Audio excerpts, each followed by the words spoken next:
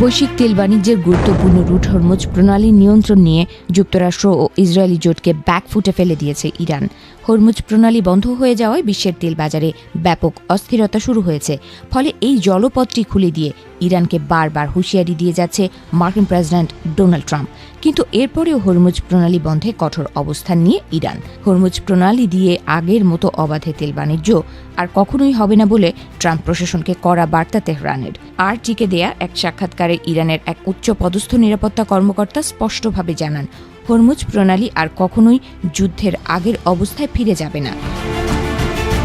বিশ্বের প্রায় 20% সমুদ্রজাত অপরিশোধিত তেল এই সরু জলপথ দিয়ে পরিবাহিত হয়। গত 1 মাস ধরে চলমান যুদ্ধের কারণে সরু এই জলপথ কার্যত অচল হয়ে আছে। এই অচলাবস্থার ফলে বিশ্বজুড়ে, বিশেষ করে যুক্তরাষ্ট্রে তেলের দাম হু হু করে বাড়ছে। দেশটিতে প্রতি গ্যালন গ্যাসের দাম ইতোমধ্যেই $4 ছাড়িয়ে গেছে।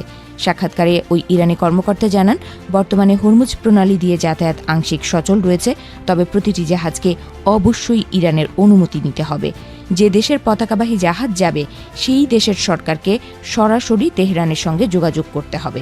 এখন পর্যন্ত যুক্তরাষ্ট্র ও ইসরায়েল এবং তাদের কোনো সহযোগী দেশের জাহাজকে এই পথ দিয়ে যাওয়ার অনুমতি দেয়া হয়নি বলে জানান এই ইরানি কর্মকর্তা। তিনি জোর দিয়ে বলেন, হরমুজ প্রণালীর ওপর ইরানের নিয়ন্ত্রণ আছে এবং ভবিষ্যতেও থাকবে।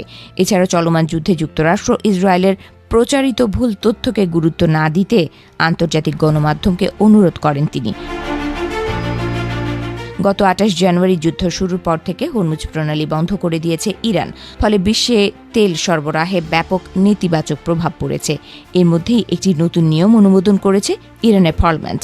নতুন নিয়ম অনুযায়ী হরমুজ প্রণালী দিয়ে যাওয়া জাহাজগুলোকে ইরানকে অর্থ দিতে হবে। ইতোমধ্যে একটি জাহাজ এই পথ ব্যবহার করতে ইরানকে $20 লাখ দিয়েছে বলে জানা গেছে।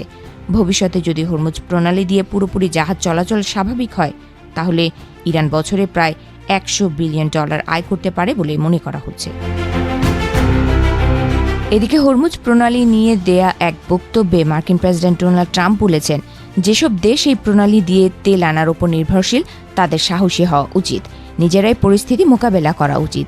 তিনি আরও বলেন, যুদ্ধ শেষ হলে এই পথ স্বাভাবিকভাবেই খুলে যেতে পারে, তবে কিভাবে সে বিষয়ে তিনি বিস্তারিত কিছু বলেননি। বিশেষজ্ঞরা বলছেন, ইরানের ঘোষণা অনুযায়ী হরমুজ প্রণালী দিয়ে উন্মুক্তভাবে তেল সরবরাহ করা কঠিন হয়ে যেতে পারে।